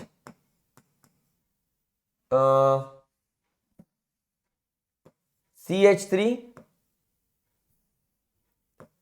C triple bond C CH3, इसके अंदर मैं एक काम करता हूं, यहां पर इसको कुछ ऐसा लेना पड़ेगा मुझे। मैं एक काम करता हूं, कोई एक जनरल क्वेश्चन देता हूं जो जेई में इससे लिंक्ड क्वेश्चंस आते हैं, अपन वो देखते हैं। तो मेरे पास में कार्बन है, उससे ब्रोमीन जुड़ा हुआ है, इधर एक CH3 है, इधर एक CH3 है और इधर एक CH3। फिर मेरे पास में कार्बन है, इससे ब्रोमीन है, इससे CH3 है और इससे कार्बन है, इससे ब्रोमीन है, इससे एक CH3 इधर है, एक H इधर है, एक H इधर है। अब यहां पर आपसे पूछा जाएगा what should be the order of reactivity. यहां पर what should be the order of reactivity towards beta elimination reaction. Beta elimination reaction की तरफ यहां पर किसकी रिएक्टिविटी ज्यादा होगी? तो यहां पर जैसा आप लोगों को मैंने बताया कि यहां पर हाइपर कॉन्जुगेशन काम कर रहा है, यहां पर हाइपर कॉन्जुगेशन काम कर रहा है। तो यहां पर हाइपर कॉन्जुगेशन के अंदर मैंने आपको जीओसी के अंदर सिखाया था कि वो मॉलिक्यूल्स जिनके अंदर जितने ज्यादा नंबर ऑफ बीटा हाइड्रोजन्स होंगे, वो मॉलिक्यूल्स जिसके अंदर जितने ज्यादा नंबर ऑफ हाइपर कॉन्जुगेशन के स्ट्रक्चर्स होंगे, वो मॉलिक्यूल, वो आयन उतना ज्यादा स्टेबल होगा। यानी कि जितने ज्यादा बीटा हाइड्रोजन्स उतना ज्यादा number of hyper conjugation structure और उतना ज्यादा स्टेबिलिटी। तो यहां पर जब हम देख रहे हैं तो अगर आपका ये ब्रोमीन यहां से रिलीज हो गया तो ये कार्बन पॉजिटिव चार्ज ऑक्यूपाई करेगा। अब इस कार्बन के पास में एक बीटा कार्बन ये है, एक बीटा कार्बन ये है और एक बीटा कार्बन ये है। तो इस बीटा कार्बन के पास में 3 बीटा हाइड्रोजन, इस बीटा कार्बन के पास में 3 बीटा हाइड्रोजन और इस बीटा कार्बन के पास में 3 बीटा हाइड्रोजन। तो टोटल यहां पर 9 रिप्लेसेबल हाइड्रोजन अवेलेबल है। यहां पर टोटल 9 कॉन्जुगेटेड स्ट्रक्चर्स बन सकते हैं। यानी कि जैसा आपने यहां पर देखा, यहां पर इस कार्बन के पास जब पॉजिटिव चार्ज आया तो इसके पीछे वाला कार्बन यानी बीटा कार्बन के पास में 1, 2 और 3 हाइड्रोजन थे। तो ये कार्बन हो सकता है कि इस कार्बन का बॉन्ड इसको दे दे डबल बॉन्ड बनाने के लिए, हो सकता है वो इसका डबल बॉन्ड बनाने के लिए बॉन्ड दे दे, हो सकता है वो इसका डबल बॉन्ड बनाने के लिए बॉन्ड दे दे। मतलब एक मॉलिक्यूल के अंदर 3 हाइड्रोजन अपना बॉन्ड इस कार्बन को देकर H+ में कन्वर्ट होने के लिए तैयार हैं, हाइपर कॉन्जुगेट करने के लिए तैयार हैं। तो इस एक अकेले आयन के अंदर, इस केटायन के अंदर कितने स्ट्रक्चर पॉसिबल थे? 3। मतलब ये पॉजिटिव चार्ज एकदम श्योर है कि मेरे पीछे 3 ऐसे लोग खड़े जो अपनी जान देकर मेरी जान बचाएंगे, तो ये स्टेबल फील करेगा। तो सोचो ये कार्बन कितना स्टेबल फील करेगा। ये बोलेगा मेरे पीछे तो 3, 3, 6 और 3, 9 लोग ऐसे खड़े जो अपनी जान देकर मेरे को डबल बॉन्ड बनाकर दे देंगे। तो इसीलिए सबसे ज्यादा रिएक्टिव ये आपका टर्शियरी अल्काइल हैलाइड होगा। फिर उससे कम स्टेबल ये सेकेंडरी अल्काइल हैलाइड होगा क्योंकि इसके पास में केवल 6 ही रिप्लेसेबल हाइड्रोजन हैं। और सबसे कम स्टेबल होगा आपका प्राइमरी अल्काइल हैलाइड, और प्राइमरी अल्काइल हैलाइड से भी कम स्टेबल होगा आपका मिथाइल वाला। क्या ये चीज क्लियर हुई? क्या ये चीज क्लियर हुई मेरे प्यारे बच्चों? Is this clear to you? ठीक है, कोई प्रॉब्लम? चलो एक क्वेश्चन और करके देखते हैं जो कि एक इंपॉर्टेंस रखता है ऑर्गेनिक केमिस्ट्री में मैकेनिज्म पॉइंट ऑफ व्यू से। तो CH3 CH2 CH Br CH3, इस मॉलिक्यूल को अगर आप अल्कोहलिक KOH के साथ ट्रीट करोगे आपको यहां पर 2 प्रोडक्ट्स देखने को मिलेंगे A एंड B। तो सबसे पहले तो आपको यहां पर आइडेंटिफाई करना है। तो सबसे पहले आप लोगों को आइडेंटिफाई करना है A एंड B, और फिर आपको यह बताना है कि इन दोनों में से ज्यादा मात्रा में कौन बनेगा।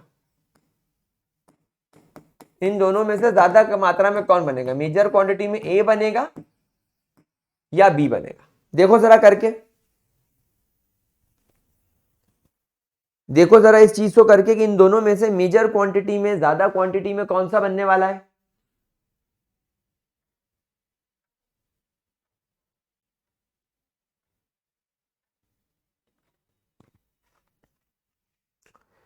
तो गाइज यहां पर आप लोग सब ये बात समझ रहे हैं कि क्योंकि ये ब्रोमीन है, इस कार्बन से जुड़ा हुआ है, तो इस कार्बन के पीछे एक कार्बन, सॉरी एक बीटा कार्बन ये हो गया और एक बीटा कार्बन ये हो गया।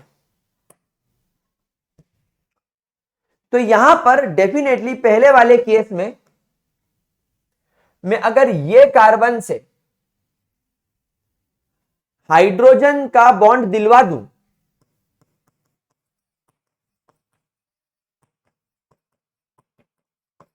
तो ये कुछ ऐसा दिखेगा। मतलब ये कार्बन और ये कार्बन में डबल बॉन्ड आ जाएगा। और अगले वाले केस में मैं ये वाले बीटा कार्बन से एक हाइड्रोजन रिमूव कराकर इस हाइड्रोजन का बॉन्ड इसको दे दूं तो ये कुछ ऐसा दिखेगा, CH3 CH double bond CH CH3। तो यहां पर you will get 2 type of product. लेकिन अब सवाल यह है कि इन दोनों में से मेजर क्वांटिटी में कौन होगा।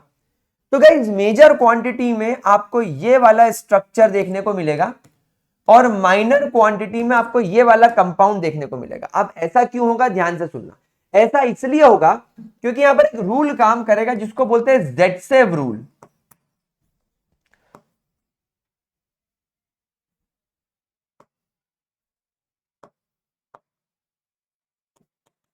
यहां पर एक रूल काम करेगा, जेडसेव रूल।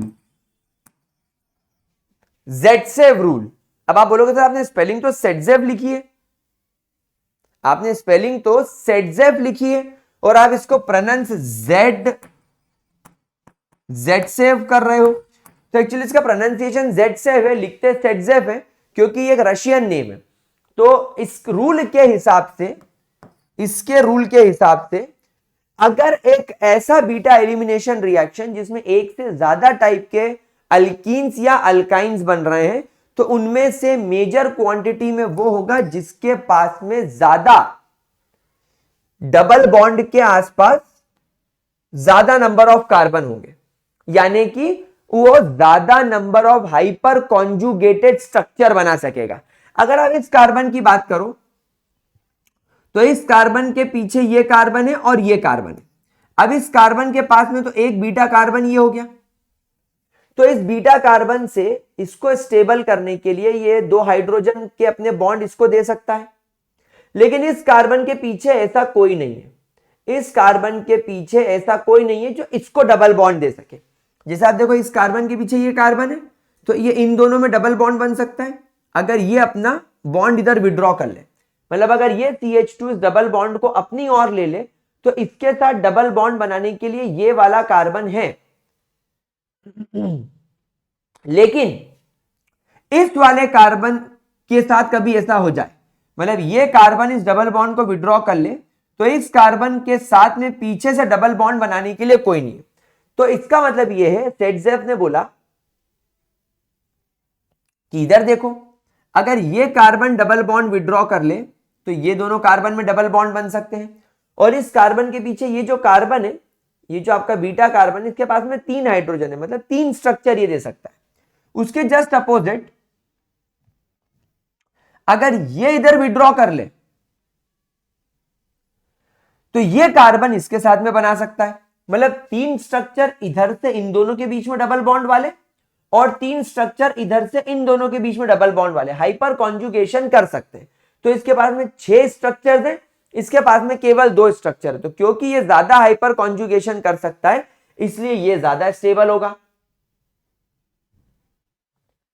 आई बात समझ में? तो सेडजेव रूल कहता है that compounds that have more number of alkyl groups around the double or triple bonds are more stable because they have more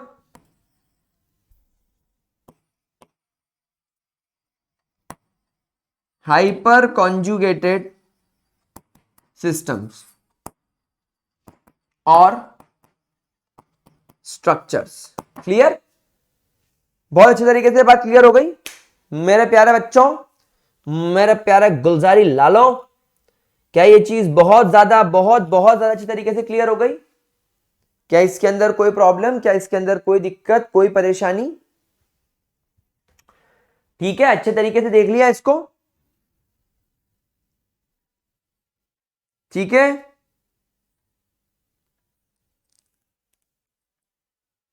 अगली केमिकल रिएक्शन जिससे हम अल्कीन बना सकते हैं वो होती है from vicinal डायहैलाइड्स।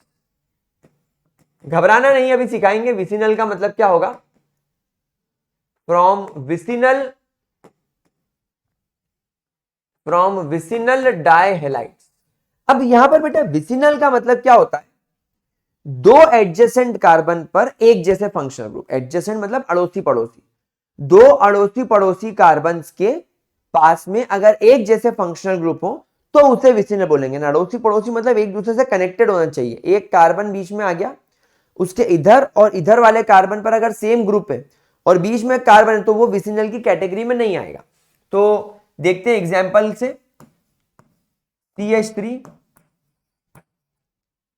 CHBr CHBr CH3। मान लो तुम्हारे पास में ये कंपाउंड आया, तो कुछ भी नहीं करना है, इस कंपाउंड को जिंक के साथ हीट करना है in presence of alcohol.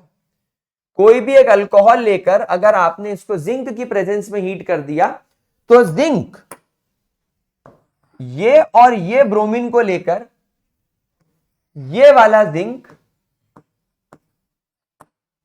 ZnBr2 बन के बाहर हो जाएगा और यहां पर बचेगा केवल आपका CH3 CH double bond CH CH, यानी यू विल गेट अल्कीन। ठीक है, यहां पर वही मिक्सचर हो जाएगा सिस ट्रांस का, कुछ कह नहीं सकते। CH3 CHBr CH2Br, क्या करा, वही जिंक लगाया, वही अल्कोहल लगाया, हीट करा, ये हो गया CH3 CH double bond CH2 और यहां पर वही as the by product ZnBr2 बाहर। क्लियर, ये तो इजी रिएक्शन है। ठीक है, कोई प्रॉब्लम इतने के अंदर, कोई परेशानी इतने के अंदर? अच्छे तरीके से चीज क्लियर हो गई। चलिए तो फिर चौथी केमिकल रिएक्शन की तरफ चलते हैं, which is the last method of preparation, that is from दारू दारू दारू दारू दारू दारू जो ना नाचे उसको मारूं, यानी alcohol. From alcohol, from alcohol. अच्छा, अल्कोहल की इस केमिकल रिएक्शन को एक और नाम दिया जाता है, that is called as from the acid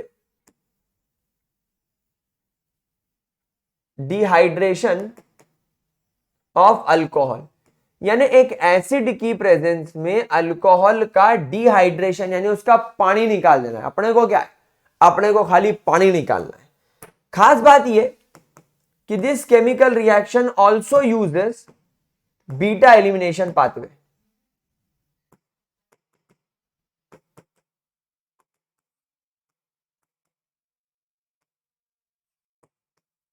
beta elimination pathway का ये इस्तेमाल करता है। देखो अब ये कैसे काम करेगा। आपके पास में कार्बन आ गया, दो हाइड्रोजन आ गए, ये CH3 आ गया। जैसे आपने इसके अंदर एक एसिड डाला, ये एसिड इस OH को विड्रॉ कर देगा। यहां पर आपके पास में CH2 बचेगा, यहां पर एक डबल बॉन्ड आ जाएगा और यहां पर भी आपके पास में CH2 बचेगा, यानी कि ये यहां से रिमूव हो गया और ये इसने इसको डोनेट कर दिया, क्योंकि ये आपका एक बीटा कार्बन था। बीटा कार्बन के पास में एक, दो और तीन बीटा हाइड्रोजन थे, तो बिल्कुल सेम प्रोसेस से काम हुआ, एकदम सेम प्रोसेस से यहां पर काम होगा। ठीक है, और यहां पर क्या हुआ, ये जो हाइड्रोजन आपका निकला H प्लस बन के, और ये जो आपका यहां से निकला OH बन के, इस OH ने और इस H प्लस ने मिलकर यहां पर क्या कर दिया, वाटर रिमूव कर दिया, तो यहां से वाटर एलिमिनेट हो गया। ठीक है, अच्छा यहां पर भी जैसा कि आप लोग अब कॉन्सेप्ट तो समझ ही गए हैं कि बीटा एलिमिनेशन रिएक्शन के अंदर अगर आपके पास में इस तरीके से अपने पास में अगर एक टर्शरी अल्कोहल आ जाए, तो टर्शरी अल्कोहल की रिएक्टिविटी टुवर्ड्स दिस रिएक्शन सबसे ज्यादा होगी, देन आएगी आपके सेकेंडरी की, और देन सबसे कम होगी आपके प्राइमरी की, क्योंकि वही हाइपर कॉन्जुगेशन स्ट्रक्चर, जितने ज्यादा बीटा हाइड्रोजन होंगे उतनी ज्यादा चांसेस होंगे इस OH के साथ इसका हाइड्रोजन निकलकर वाटर बनाने के, और इस कार्बन से इस कार्बन के इस कार्बन से या इस कार्बन के इस कार्बन के साथ से डबल बॉन्ड बनाने के। ठीक है, देखो इसको नोट करो। अब यहां पर मैं आपको इस रिएक्शन के दो इंपॉर्टेंट मैकेनिज्म पाथवे सिखाऊंगा, क्योंकि मैकेनिज्म पर सवाल आने की प्रोबेबिलिटी हमेशा बनी रहती है। तो देखो सबसे पहले नॉर्मल केस, एक सिंपल केस, तुम्हारे पास में C है, H है, OH है, उससे दो हाइड्रोजन कनेक्टेड है और ये तुम्हारा CH3 है। अब तुमने यहां पर इसके अंदर एसिड डाला H+, तो ये OH क्या करेगा, इस H+ के ऊपर खुद को चिपका लेगा। OH एक इलेक्ट्रोफाइल है, इलेक्ट्रॉन लविंग स्पीशीज है, तो वो जाकर इस पर अटैक करेगा। तो ये हो जाएगा CH3 CH2 O HH और आ जाएगा इस पर पॉजिटिव चार्ज। ठीक है, अब यहां पर ऑप्शन बोलेगा कि साला मेरे पर तो पॉजिटिव चार्ज जमता ही नहीं है, मेरे ऊपर तो पॉजिटिव चार्ज जमता ही नहीं है, मेरे को तो अच्छा नहीं लग रहा है ये सब, इस तरीके के बेवकूफी मेरे को बिल्कुल नहीं जमती है। तो यहां पर ये कार्बन क्या करेगा, ये ऑक्सीजन क्या करेगा, बोलेगा देखो ये हाइड्रोजन तो मैंने अभी अभी जोड़ा और ये हाइड्रोजन मेरे पास में पहले से था। अब लोग मेरे पे हंसेंगे कि अगर मैं पुराने हाइड्रोजन को हटा दूं और वापस OH बन जाऊं तो लोग हंसेंगे, लोग बोलेंगे साला तू बेवकूफ है क्या, जब नया हाइड्रोजन जोड़ना था तो पुराना ही रखता, हाइड्रोजन तो हाइड्रोजन होता है, नया जोड़ के पुराना हटाने का क्या सेंस। मतलब तुम्हारी प्लेट में अगर समोसा है तो तुम समोसा हटाकर एक नया समोसा प्लेट में रखोगे तो क्या सेंस। दोनों समोसे गर्म है, दोनों समोसे टेस्टी हैं, दोनों समोसों का same size, same weight, same taste, सब कुछ सेम है, तो तुम अपनी प्लेट में से समोसा हटाकर वापस से समोसा क्यों रख रहे हो भाई। अगर तुमको कचौरी खानी थी तो तुम समोसा हटाकर कचौरी रखते। यही ऑक्सीजन सोचेगा कि मैं H हटाकर H तो रखूंगा नहीं, इसे ऑक्सीजन बोलेगा कि साला ये कार्बन को ही हटा देते, कार्बन की 12 बजा देते।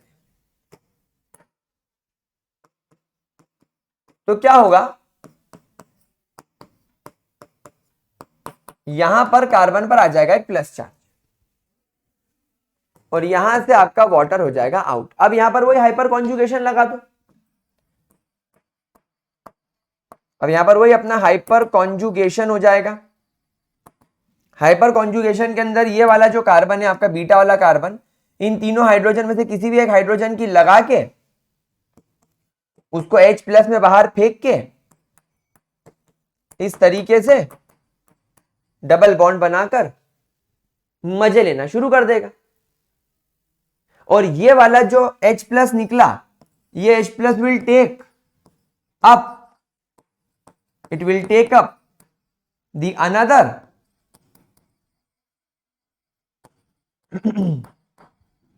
Alcohol molecule, it will take up the another alcohol molecule. वो फिर इस तरीके से इस H ने इस अल्कोहल मॉलिक्यूल की वाट लगाई, अब ये चला जाएगा किसी और की वाट लगाने।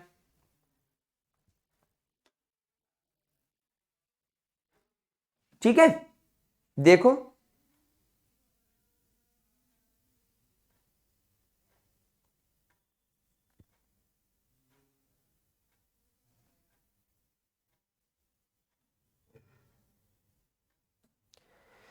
अब एक चीज देखते हैं अपन और, CH3 CH2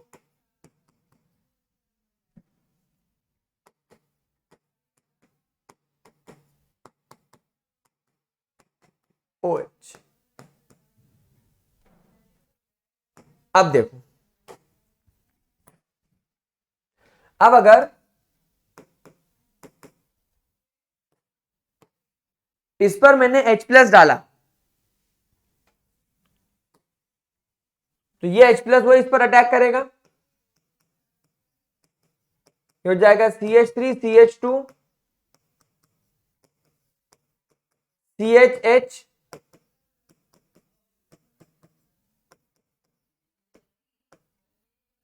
ये हो जाएगा OH पॉजिटिव। अब इसके बाद भी आपको पता ही है कि क्या होगा, यहां से वाटर हो जाएगा बाहर, हो जाएगा CH3 CHHH और ये हो जाएगा प्लस। अब यहां पर आप देखो कि वो हाइपर कॉन्जुगेशन की वजह से ये इधर आ जाएगा डबल बॉन्ड लेकर, ये H प्लस बाहर हो जाएगा, नो डाउट।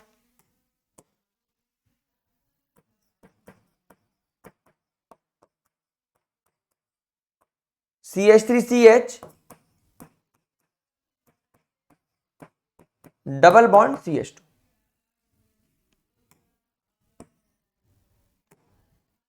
ये देखो, अब आपको क्या लगता है कि मॉलिक्यूल यहां बन के रुक जाएगा? क्या आपको लगता है यहां पर मॉलिक्यूल बन के रुक जाएगा? ऐसा होकर मॉलिक्यूल रुक जाएगा?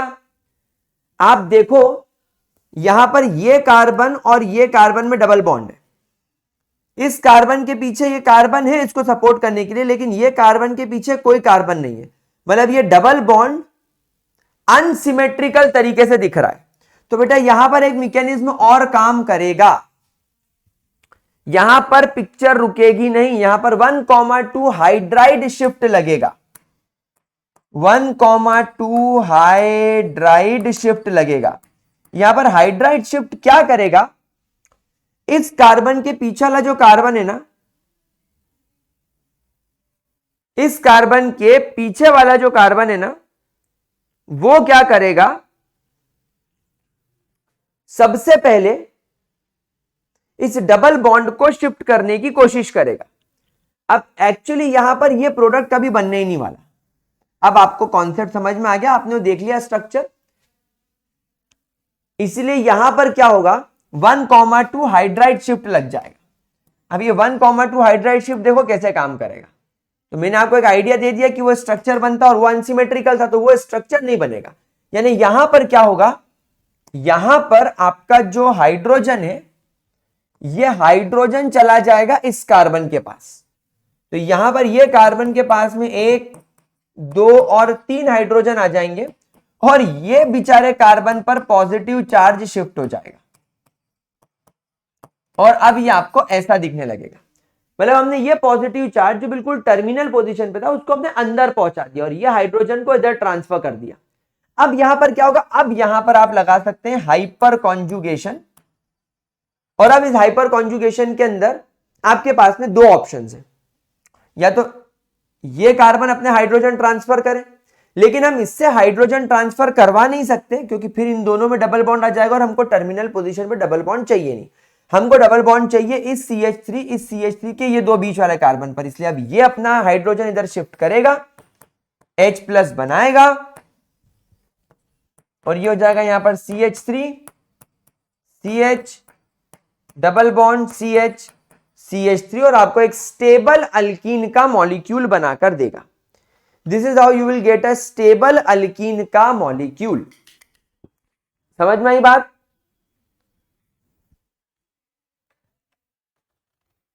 क्या ये चीज क्लियर हुई मेरे प्यारे बच्चों?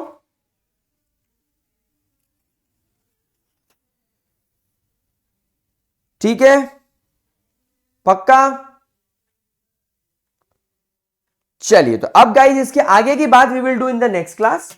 यानी अब हम लोग अल्कीन्स की फिजिकल प्रॉपर्टी, केमिकल प्रॉपर्टी और अल्काइंस की शुरुआत we will do from the next class. तो आज का लेक्चर यहीं खत्म करते हैं। Thank you so much for watching, keep studying, keep rocking and once again happy Diwali, bye bye, tata, take care.